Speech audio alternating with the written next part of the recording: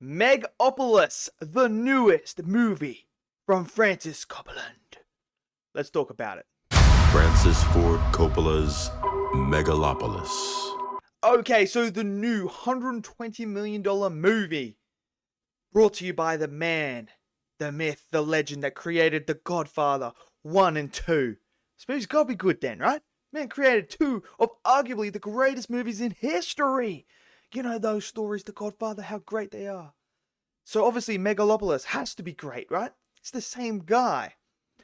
So, the trailers came out, looked fantastic. I was like, oh, okay, this looks like this could be something crazy.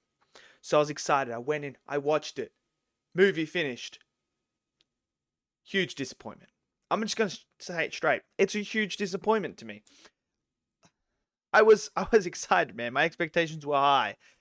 But this movie did not work at all. Now, the idea of this movie is a guy in Cesar, who is played by Adam Driver, wants to create this utopia world. You know, he wants to do that. Now, there's a lot of themes running through here about certain things with the past, with the future, you know, with humans and how we see the world and how we view it and how we should advance into the future and, you know, take lessons from the past, try to learn from them. You know, there's a lot of things with that in here. But it just does not mesh, man. I mean, look, I'm going to be honest. This is like they just went up to Francis and went, yo, $120 million, here you go. Boom. You know what you should do? Go crazy. Do whatever you want. Just any idea you have, put it in this movie. Because there are some ideas and things in this movie that are interesting that never get developed. That never come to fruition where you feel satisfied in the conclusion of this movie. I have more questions than answers as I move out of this movie regarding about certain things that happened and story threads that were unfolding in here and what happened, why is this, what's the point of that, how does this tie into everything. So I had a lot of that. Now, I'm going to tell you now, this movie is not for everyone. I'm straight up, there are going to be people that are just going to flat out hate this movie. And I can see why. And there's going to be people that are going to absolutely love it. And I totally understand. It is very artsy. It is very much a film that is not for the masses. This is not going to make a lot of money.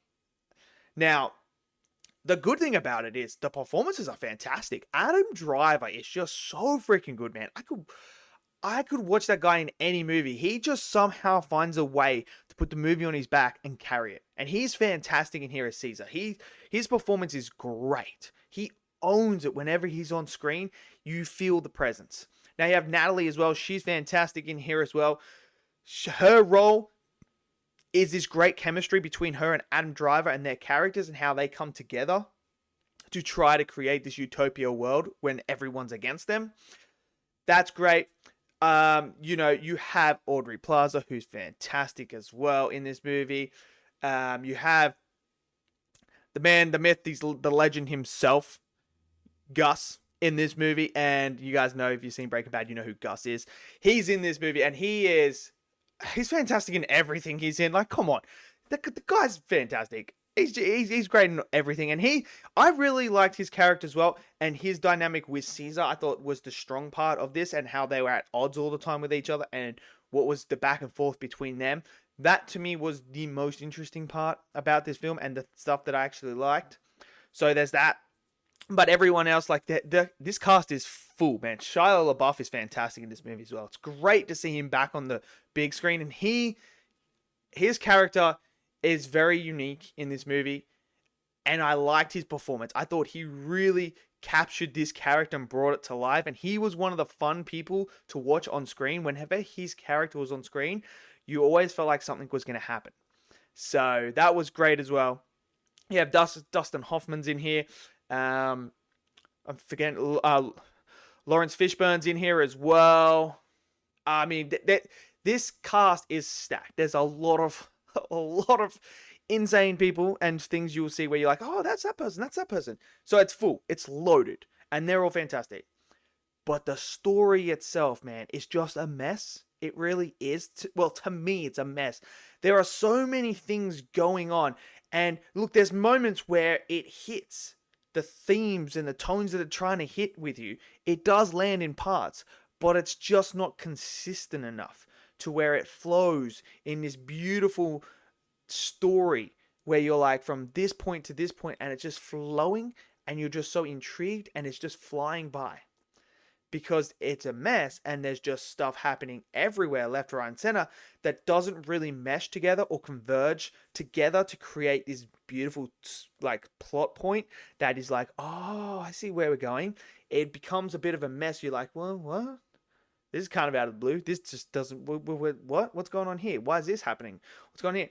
So when that happens, it's affecting the pacing as well. This movie is 2 hours and 18 minutes, I believe, with credits. Ah, man, this felt longer than Oppenheimer. This felt longer than Killers of the Flower Moon. This felt like a very, very long movie. The pacing was not great. There are so many moments where it's very, very slow. Nothing is happening. You know, they try to get you this conversation that's supposed to be interesting in that, but it's not. And then you throw in the visual effects. Some of the visual effects, well, I'm going to say about 80% of the visual effects are not great, to be honest. I could tell everything was fake. Everything was, you can tell what is green screen by a country mile. Like, you're sitting there and you're like, that's a green screen. Like, come on. How are we still in 2024, coming to the end of 2024, actually, we're in the last part of 2024. How in this time period do we still have movies of this quality and caliber still having something that looks like it's out of the 70s and that? And like, I get it, man. If a movie is from the 70s and 80s and 90s and it's got the green screen and stuff like that, I can forgive it because it's the time. That's when it was made. But in 2024, there's like kind of no excuses these days. You should be able to do this and make it look at least semi-realistic. This just did not look realistic at all. Like, there's moments where you can tell that it's not real and it just takes you out of the movie as well, which is a shame. And it just did not work for me, unfortunately. I really wanted to like this movie. I really did. I was so excited. I was hoping this was going to be that movie that was going to be like, yo, move over, Dune 2. You've just been dethroned. It's just not that movie. It is not. I mean, yeah, it's not gonna work for everyone. And like I said, there's gonna be some people that absolutely love this movie, loved the themes, and thought it worked for them the whole entire way. And if you're one of those people, let me know in the comment section below. I envy you guys because I wanted to feel like that, but I just did not. So let me know what you guys thought of Megalopolis. Did you guys enjoy it? Did you not? Smash it down in the comment section below. Smash that like button. Click subscribe, and I'll see you guys in the next video. Until then, stay safe and peace out.